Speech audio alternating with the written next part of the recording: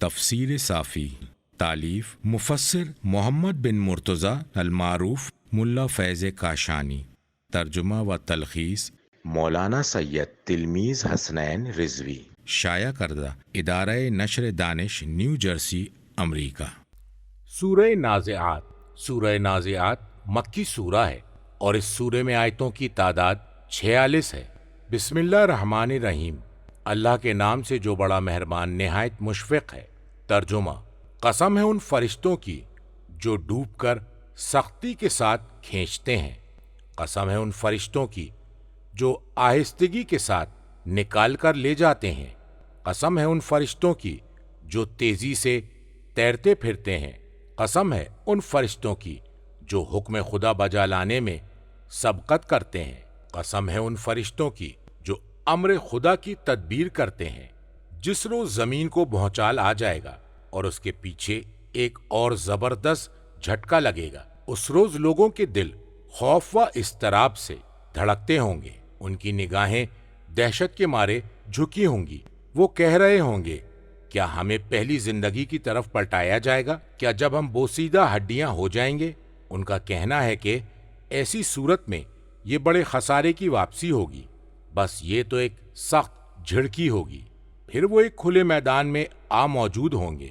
مذکور آیت کا ترجمہ ہے: قسم ہے ان فرشتوں کی جو ڈوب کر سختی کے ساتھ کھینچتے ہیں۔ مذکور آیت کا ترجمہ ہے: قسم ہے ان فرشتوں کی جو آہستگی کے ساتھ نکال کر لے جاتے ہیں۔ مذکور آیت کا ترجمہ ہے: قسم ہے ان فرشتوں کی جو تیزی سے تیرتے پھرتے ہیں۔ مذکور آیت کا ترجمہ ہے: قسم ہے ان فرشتوں کی جو حکم خدا بجا لانے میں سبقت کرتے ہیں۔ مذکور آیت کا ترجمہ ہے: قسم ہے ان فرشتوں کی جو امر خدا کی تدبیر کرتے ہیں۔ یہ موت کے فرشتوں کی صفات ہیں۔ اللہ تبارک و تعالیٰ نے قیامت کے قائم ہونے پر ان کی قسم کھائی ہے، اور بعد کی آیتوں میں واو جو قسم کے لیے آتا ہے اسے حذف کر دیا ہے، اس لیے کہ ماں بعد اس کی رہنمائی کر رہا ہے، اور یہی وہ فرشتے ہیں جو کافروں کی ارواح کو ان کے ابدان سے نہایت سختی کے ساتھ نکالتے ہیں۔ مذکور آیت کے لفظ کے معنی ہیں اغراقاً فی نزع، نزع کے عالم میں ڈوب کر کھینچتے ہیں۔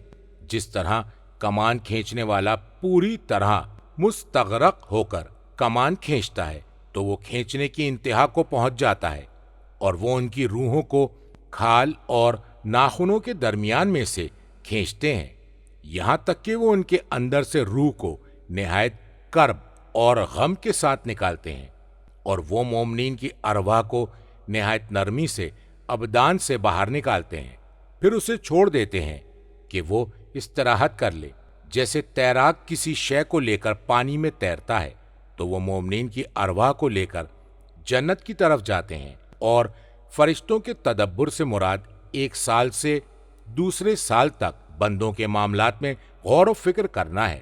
ایسا ہی مجموع البیان میں حضرت علی علیہ السلام سے مروی ہے، اور امام صادق علیہ السلام سے مروی ہے، وہ موت ہے جو نفوس کو کھینچ لیتی ہے۔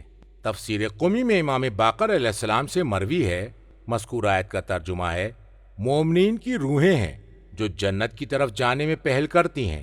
مذکور آیت کا ترجمہ ہے: جس روز زمین کو بھونچال آ جائے گا۔ تفسیر قمی میں ہے کہ زمین اپنے باشندوں سمیت شق ہو جائے گی۔ مذکور آیت کا ترجمہ ہے: اور اس کے پیچھے ایک اور زبردست جھٹکا لگے گا۔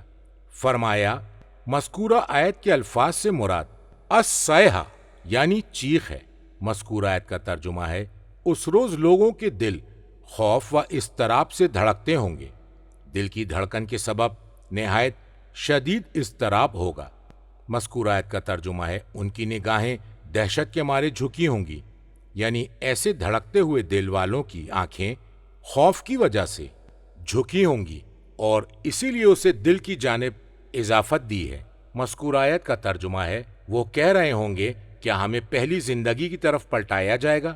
پہلی حالت کی طرف، اس سے ان کی مراد حیات بعد الموت ہے، مرنے کے بعد زندہ ہونا ہے، جیسے ان کا قول ہے رجع فلان فی حافرتہ، یعنی وہ راستہ جس سے وہ آیا تھا اسی سے واپس چلا گیا، یعنی چل کر اپنے قدموں کے نشانات وہاں ثبت کیے ہیں۔ تفسیر قمی میں ہے فرمایا کہ قریش نے سوال کیا کہ کیا ہم موت کے بعد واپس لوٹ کر آئیں گے؟ مذکور آیت کا ترجمہ ہے کیا جب ہم بوسیدہ ہڈیاں ہو جائیں گے؟ مذکور آیت کے الفاظ سے مراد بالیہ یعنی بوسیدہ۔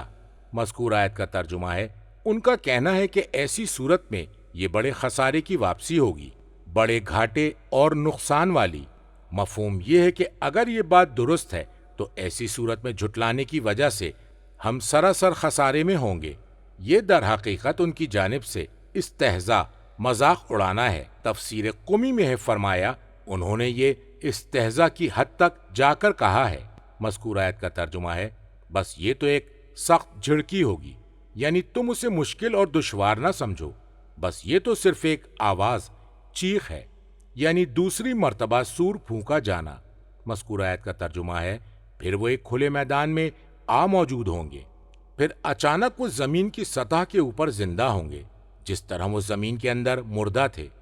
اور مذکورہ آیت کے لفظ کے معنی ہے اس زمین کو کہتے ہیں جو سفید اور ہموار ہو۔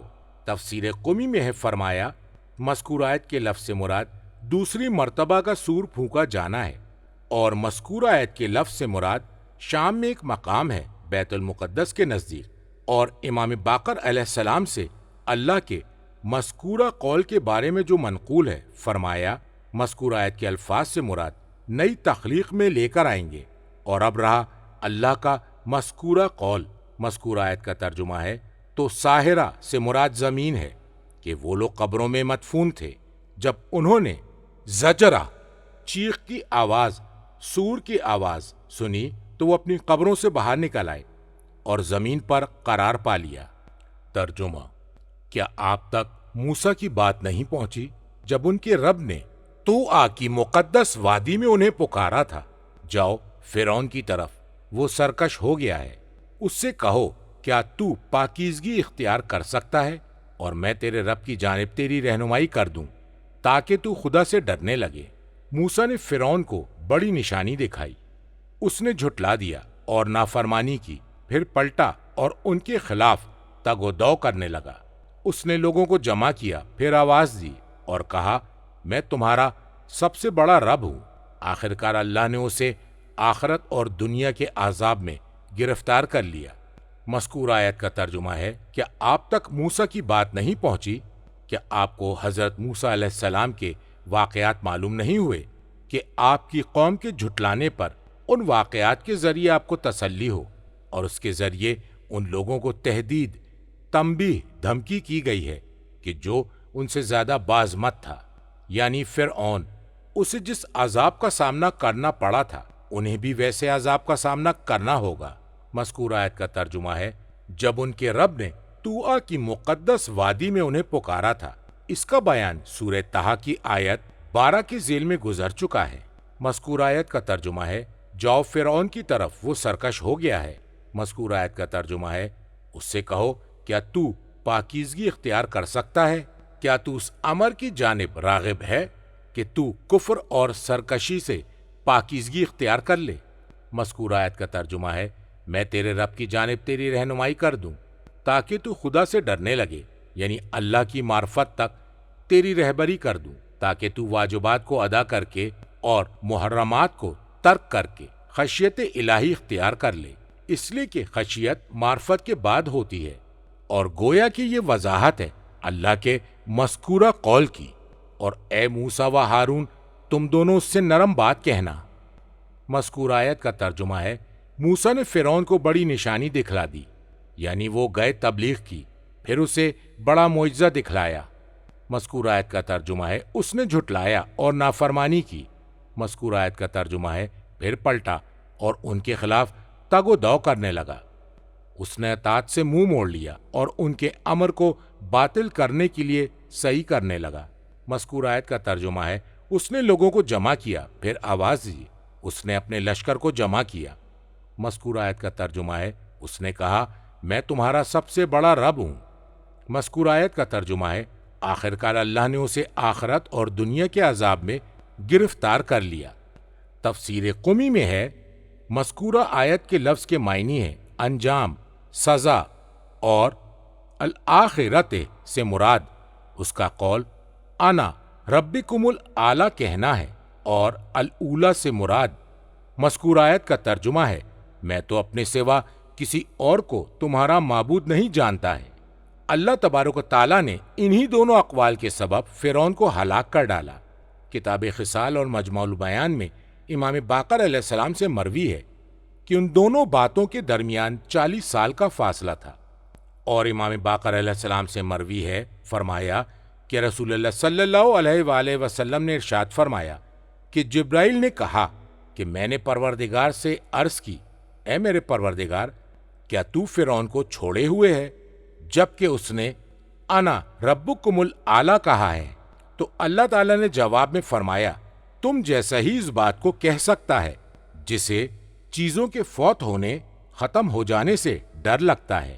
ترجمہ: بے شک اس میں ڈرنے والوں کے لیے سامان عبرت ہے۔ کیا تم لوگوں کو پیدا کرنا زیادہ مشکل کام ہے یا آسمان کو؟ اللہ نے اس کی چھت کو بلند کیا، پھر اس میں اعتدال پیدا کیا، اس کی رات کو تاریکی عطا کی اور اس کے دن کو روشن بنایا، اور اس کے بعد اس نے زمین کا فرش بچھایا، اس میں سے اس کا پانی اور چارہ نکالا، اور اس میں پہاڑ کو گاڑ دیا، سامان حیات بنا کر تمہارے اور تمہارے مویشیوں کے لیے۔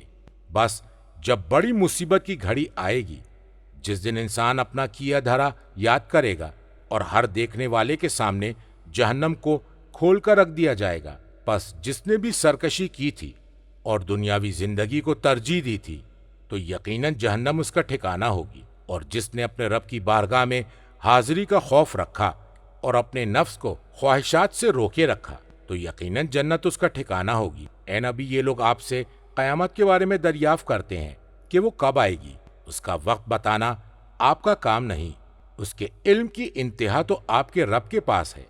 بلا شبہ آپ ہر اس شخص کو ڈرانے والے ہیں جو اس کا خوف رکھتا ہے۔ جس روز یہ اسے دیکھیں گے تو یوں محسوس ہوگا کہ وہ شام کے ہنگام یا صبح کے وقت ٹھہرے ہیں۔ مذکور آیت کا ترجمہ ہے بے شک اس میں ڈرنے والے کے لیے سامان عبرت ہے جس کی شان یہ ہو کہ وہ خوف رکھتا ہو۔ مذکور آیت کا ترجمہ ہے کیا تم لوگوں کو پیدا کرنا زیادہ مشکل کام ہے یا آسمان کو جسے اللہ نے بنایا ہے؟ مذکور آیت کا ترجمہ ہے اللہ نے اس کی چھت کو بلند کیا، پھر اس میں اعتدال پیدا کیا۔ مذکور آیت کا ترجمہ ہے اور اس کی رات کو تاریکی عطا کی اور اس کے دن کو روشن بنایا۔ مذکور آیت کے الفاظ کے معنی ہیں تاریک کر دیا۔ مذکور آیت کا ترجمہ ہے اور اس کے سورج کی روشنی کو ظاہر کر دیا۔ مذکور آیت کا ترجمہ ہے اور اس کے بعد اس نے زمین کا فرش بچھایا، پھیلایا اور رہنے والوں کے لیے بستر بچھایا۔ مذکور آیت کا ترجمہ ہے اور اس میں سے اس کا پانی اور چارہ نکالا، چشموں کو جاری کر کے اور زمین سے برآمد کر کے۔ مذکور آیت کا ترجمہ ہے اور اس میں پہاڑ کو گاڑ دیا، ارساہا یعنی ازبتوہا زمین میں گاڑ دیا۔ مذکور آیت کا ترجمہ ہے سامان حیات بنا کر تمہارے لیے اور تمہارے مویشیوں کے لیے۔ مذکور آیت کا ترجمہ ہے پس جب بڑی مصیبت کی گھڑی آئے گی۔ مذکور آیت کے لفظ سے مراد وہ مصیبت جو تمام مصیبتوں پر حاوی آ جائے اور چھا جائے۔ مذکور آیت کے لفظ کے معنی ہے وہ جو تمام مصیبتوں سے بڑی ہے۔ کتاب اکمال میں امیر المومنین علیہ السلام سے مروی ہے، ایک حدیث میں آیا ہے کہ مذکورہ آیت کے الفاظ سے مراد دابت الارض کا نکلنا ہے۔ مذکورہ آیت کا ترجمہ ہے جس دن انسان اپنا کیا دھرا یاد کرے گا، یعنی اسے ایک صحیفے میں مدون اور تحریر شدہ دیکھے گا جسے وہ غفلت کی زیادتی اور کافی عرصہ گزر جانے کی وجہ سے فراموش کر چکا تھا۔ تفسیر قومی میں ہے فرمایا وہ اپنے تمام کام جو انجام دیے تھے اسے یاد کرے گا۔ مذکور آیت کا ترجمہ ہے اور ہر دیکھنے والے کے سامنے جہنم کو کھول کر رکھ دیا جائے گا۔ فرمایا مذکور آیت کے لفظ کے معنی ہے زیرت موجود کر دی جائے گی ہر دیکھنے والے کے سامنے، اور وہ کسی پر بھی پوشیدہ نہ رہے گی۔ مذکور آیت کا ترجمہ ہے پس جس نے بھی سرکشی کی تھی۔ کتاب کافی میں امیر المومنین علیہ السلام سے مروی ہے کہ مذکور آیت کا ترجمہ ہے جس نے سرکشی کی تو وہ بغیر کسی دلیل کے عمدن گمراہ ہو گیا۔ مذکور آیت کا ترجمہ ہے اور دنیاوی زندگی کو ترجیح دی تھی، یعنی دنیا میں منہمک ہو گیا تھا اور عبادت اور تہذیب نفس کے ذریعے اس نے آخرت کی تیاری نہیں کی تھی۔ مذکور آیت کا ترجمہ ہے تو یقیناً جہنم اس کا ٹھکانہ ہوگی۔ مذکور آیت کا ترجمہ ہے اور جس نے اپنے رب کی بارگاہ میں حاضری کا خوف رکھا اور اپنے نفس کو خواہشات سے روکے رکھا۔ مذکور آیت کے الفاظ سے مراد مبدا اور معاد کے علم کی بنیاد پر تو اس کے رب کے سامنے اس کا مقام ہے، اور یہ جان کر کہ خواہشات اسے ہلاک کر دیں گی اپنے نفس کو خواہشات سے دور رکھے۔ مذکور آیت کا ترجمہ ہے تو یقیناً جنت اس کا ٹھکانہ ہوگی۔ تفسیر قمی میں ہے فرمایا کہ اس سے مراد وہ عبد ہے جو اللہ کی نافرمانی سے مطلع ہو جائے اور اس پر قدرت رکھتا ہو، پھر وہ اسے خوف خداوندی کی وجہ سے ترک کر دے اور نفس کو اس سے روکے رکھے تو اس کا انعام جنت ہوگی۔ کتاب کافی میں امام صادق علیہ السلام سے مروی ہے فرمایا جو شخص یہ جانتا ہو کہ اللہ اسے دیکھ رہا ہے اور اس کی باتیں سن رہا ہے، اور وہ جانتا ہے کہ خیر یا شر میں سے وہ کس پر عمل پیرا ہے، اور یہ سب اعمال قبیح سے اس کے لیے رکاوٹ بن جائیں، تو یہی وہ شخص ہے جو مقام رب کا خوف رکھتا ہے اور نفس کو خواہشات سے روکتا ہے۔ مذکور آیت کا ترجمہ ہے اے نبی، یہ لوگ آپ سے قیامت کے بارے میں دریافت کرتے ہیں کہ وہ کب آئے گی۔ مذکور آیت کے لفظ سے مراد یعنی کب آئے گی، کس وقت ہوگی، آنے کا وقت کیا ہوگا۔ تفسیر قمی میں ہے فرمایا مذکور آیت کے لفظ کے معنی ہے کب قائم ہوگی۔ مذکور آیت کا ترجمہ ہے اس کا وقت بتانا آپ کا کام نہیں۔ کون سی بات ہے جس کی وجہ سے آپ ان سے اس کا وقت بیان کریں؟ آپ کا یہ کام نہیں ہے کہ آپ اس کا ذکر کریں اور کسی چیز سے اس کے وقت کی وضاحت کریں۔ یہ وہ ہے اللہ نے جس کا علم اپنے پاس رکھا ہوا ہے۔ مذکور آیت کا ترجمہ ہے اس کے علم کی انتہا تو آپ کے رب کے پاس ہے، یعنی اس کے علم کی آخری حد۔ تفسیر قمی میں ہے یعنی اس کا علم اللہ کے پاس ہے۔ مذکور آیت کا ترجمہ ہے بلا شبہ آپ ہر شخص کو ڈرانے والے ہیں جو اس کا خوف رکھتا ہے۔ مذکور آیت کا ترجمہ ہے جس روز یہ اسے دیکھیں گے تو یوں محسوس ہوگا کہ وہ شام کے ہنگام یا صبح کے وقت ٹھہرے ہیں، یعنی دنیا میں رہے ہیں۔ مذکور آیت کا ترجمہ ہے ایک دن کی شام یا اس کی صبح، جیسے اس کا قول ہے۔ مذکور آیت کا ترجمہ ہے دن کی ایک ساعت، اسی وجہ سے ضحیٰ کو عشیہ کی طرف اضافت دی، اس لیے کہ وہ ایک ہی دن کے صبح و شام ہیں۔ تفسیر قمی میں ہے فرمایا بعض یوم ایک دن کا کچھ حصہ۔ کتاب ثواب الاعمال اور تفسیر مجموع البیان میں امام صادق علیہ السلام سے مروی ہے کہ جو بھی سورہ نازعات کو پڑھے گا تو وہ نہیں مرے گا جب تک وہ اچھی طرح سیراب نہ ہو لے، اور اللہ اس کو مبوس نہ کرے گا جب تک اسے سیراب نہ کر لے، اور وہ جنت میں اچھی طرح سیراب ہو کر داخل ہوگا۔